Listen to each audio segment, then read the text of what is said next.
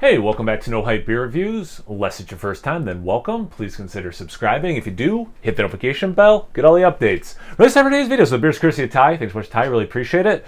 This is Green Iguana Double IPA from Evergreen. He sent me a box, and this is the first one I'm drinking from this new box he sent. And I picked this for two very simple reasons. One, he recently sent me a picture of him drinking it, and two, when I went to open up my little crisper where I keep my IPAs, this was on top. So those two reasons is why I picked it. Let's see, it is 7.7% ABV, and it says hazy, stone fruity, experimental. Right,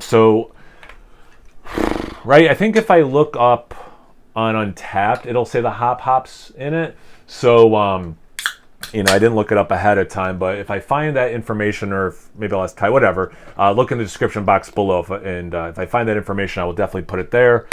All right, got my Pennsylvania glass. Nice orange color. Not much yellow in there, a little bit, but it's mostly orange. Kind of reminds me of like an apricot color specifically. Definitely beyond unfiltered into hazy. The head is, that little grayish white, color. Compact bubbles for sure. Looks beautiful. Let's get into the aroma. I see what they're saying about the stone fruit, for sure.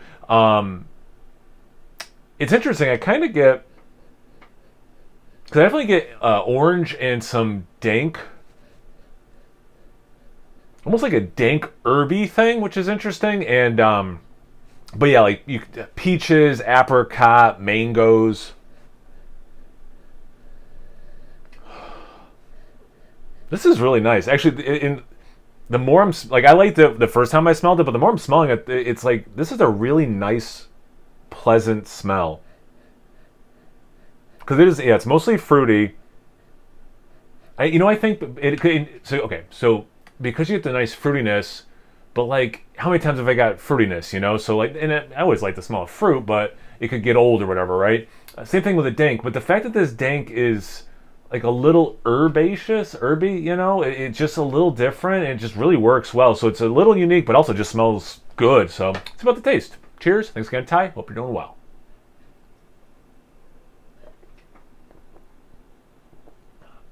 That is nice. Evergreen, definitely Ty seems to know styles I like and that kind of stuff, and has sent a lot of beer that I've really liked, including from Evergreen. It just seems like a brewery that, for me, they fall into this category, and I've talked about in a couple other reviews. This checks a lot of the boxes for the style of, hazy New England style IPAs, for sure. Ooh, a little cream, almost like a pop of orange creamsicle. But anyway, but it's a little different too. So it's not like, and I mean this as a compliment, it's not like when I drink a Treehouse or a Fidens. It has a lot of the similar things you want on that checklist for the style, but then there's unique things, and I like it all. I like when like all those boxes are checked off, but I like it if, like most of them are, and then there's a couple of things that are a little different because it piques your interest. Kind of like that aroma. It had the fruitiness, and just like the taste, it has this fruitiness I want for the style for sure, and then it's just a little different. It has that more nectar thing than just fruit. And it's not just Evergreen who's doing that. Again, I've had a couple other ones recently. I'm just flaking on which beer specifically, so I don't want to misspeak.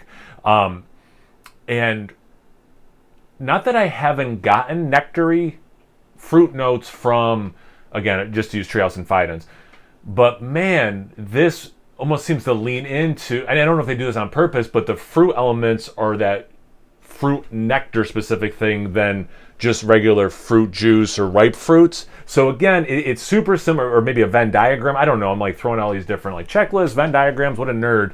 But like, there is overlap, and then there is uniqueness, and the overlap makes me appreciate their attempt at the style, and then the uniqueness is what keeps it interesting and keeps me excited when I see something. And Evergreen is one of the breweries that he sends. It seems to like consistently have this thing, and to me, it's a big positive.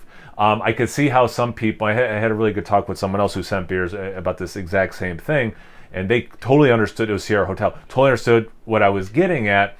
Is this is good, but if you say like this doesn't drink like Treehouse or Finas or whatever, it sounds like a negative. It's like, no, I love those beers. So it's not a negative to them or Evergreen, It's just, I like the uniqueness of it, and that leaning into this nectar quality is so good. I know like over half the reviews me like going on and on about this nectar thing, but it's just really cool. It's similar but different.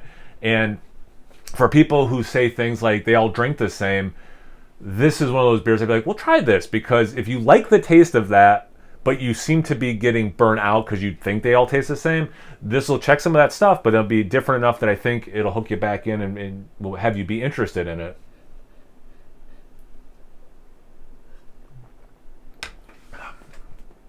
You get some of that dank thing, not a ton, but it's there, adds some complexity, breaks up the fruitiness. I agree. I like the stone fruit quality. Follows the aroma quite a bit for me. Again, I had interrupted myself to say orange creamsicle. But yeah, you get citrus with the orange for sure. Mango, peach, and apricot. Those are kind of the big ones that I'm getting out of this. Yeah, it's super tasty. Like, this is a really good beer. And cool, just kind of fun canner, if I didn't point that out too. At 7.7%, don't taste the alcohol. Has a pretty good mouthfeel and all that you'll want, But, also, just to kind of go back to this, hill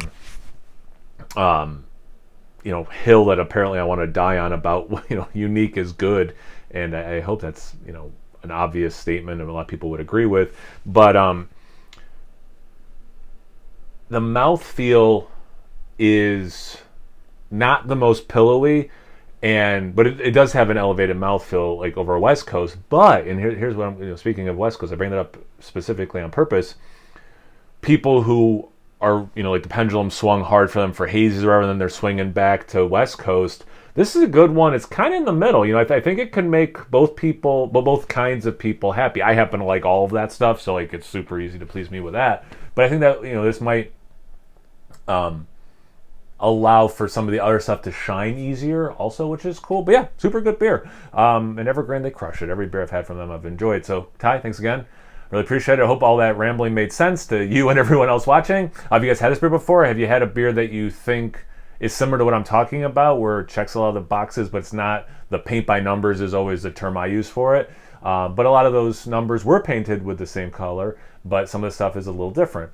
Let me know in the comment section. Once you're done doing that, make sure you check me out on Instagram and Untapped. It's No Hype Beer Reviews, both of those places. So please like, comment, subscribe, and most importantly, imbibe. Cheers, everyone.